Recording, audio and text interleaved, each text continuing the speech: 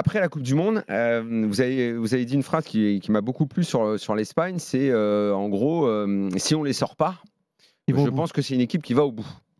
Pourquoi cette phrase m'a plu? Parce que après le match et les polémiques qu'il y a pu avoir, notamment ici, moi, ce qui m'a agacé, c'est pas tant qu'on vous félicite, parce que c'était normal pour votre performance, mais qu'on déprécie excessivement l'Espagne.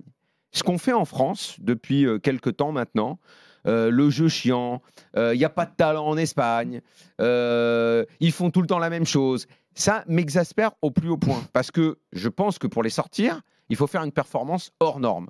Ce que vous avez fait, avec un plan tactique hors norme, enfin hors norme, je veux dire en tout cas parfaitement huilé, et il ne peut pas y avoir la moitié d'une erreur, sinon ça risque de payer cher, parce qu'après quand il marque, ça devient très très compliqué.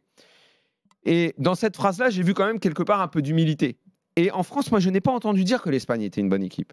C'était une équipe terminée, il suffit de faire ce que vous avez fait et puis on les élimine. Bon, les Russes l'avaient fait aussi à la dernière Coupe du Monde.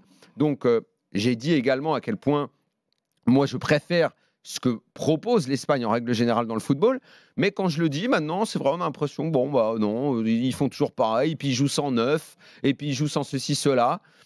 Voilà, je voulais votre avis là-dessus. Non, mais après, il y a beaucoup de gens aussi qui m'ont reproché d'avoir dit pourquoi l'Espagne, pourquoi pas la France ou le Portugal. J'ai pas manqué de respect quand j'ai dit que pour moi, la France, quand on les a joués, c'était l'équipe pour moi la moins forte des équipes à élimination directe. C'est ce que j'ai ressenti sur ce match. On a quand même le droit de dire ce qu'on ressent. On ne peut pas vous accuser d'être sincère non plus. Non, mais sur ce match. Après, ce que j'ai ressenti moi, c'est que l'équipe qui avait le plus de maîtrise, le plus de certitude sur les 3 matchs, c'était l'Espagne. C'est-à-dire qu'ils savaient exactement ce qu'ils faisaient à la perte de balle, quand ils avaient le ballon. Après, je pense qu'ils ont manqué un peu contre nous, un peu de profondeur. Ouais. Ils viennent beaucoup chercher le ballon, ils ne se sont pas beaucoup projetés, notamment Pedri, Gavi, les ailiers aussi. Mais je pense que c'était un peu aussi pas un manque de respect de leur part, mais ils se sont dit ça va plier à un moment donné. Ouais. Et je pense qu'ils se sont réveillés au prolong où ils se sont dit on va peut-être y arriver au péno. C'est peut-être ce qui nous a aidé. C'est vrai que c'est un défaut qu'ils peuvent avoir, c'est de se dire. C'est pour ça que Daniel, parce que le discours du coach est souvent le même là-bas, c'est à force, ça va finir par céder. Donc je pense que c'est l'erreur qu'ils ont fait contre nous, mais ils ont des certitudes.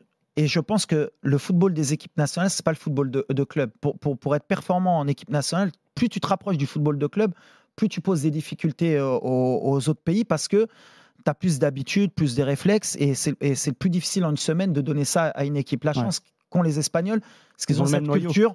Un peu partout. Un peu partout. Et donc, quand ils arrivent, ils répètent leurs leçons. Et je pense qu'ils vont apprendre de ce match-là pour l'avenir. Mais tactiquement, vous avez mis en place des trucs spécifiques contre nous, notamment essayer de les laisser comme ça sur le côté en permanence. Ouais, nous, ce qui était important, c'était déjà de ne pas laisser Busquets avoir le ballon. Ouais, on a l'impression que vous les attiriez vers les côtés pour les coincer. Exactement, là. C'est surtout aussi d'attirer les centraux. En fait, on laissait délibérément les centraux parce qu'on savait aussi qu'ils n'étaient pas rapides.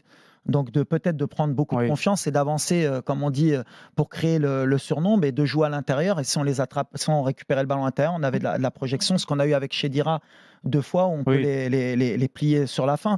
C'était le plan de jeu, on savait qu'il fallait courir beaucoup et il fallait surtout être concentré pendant, on espérait peut-être gagner au bout de 90, mais on a été à 120 et c'est vrai que sur ce match... Combien vous avez couru sur ce match ?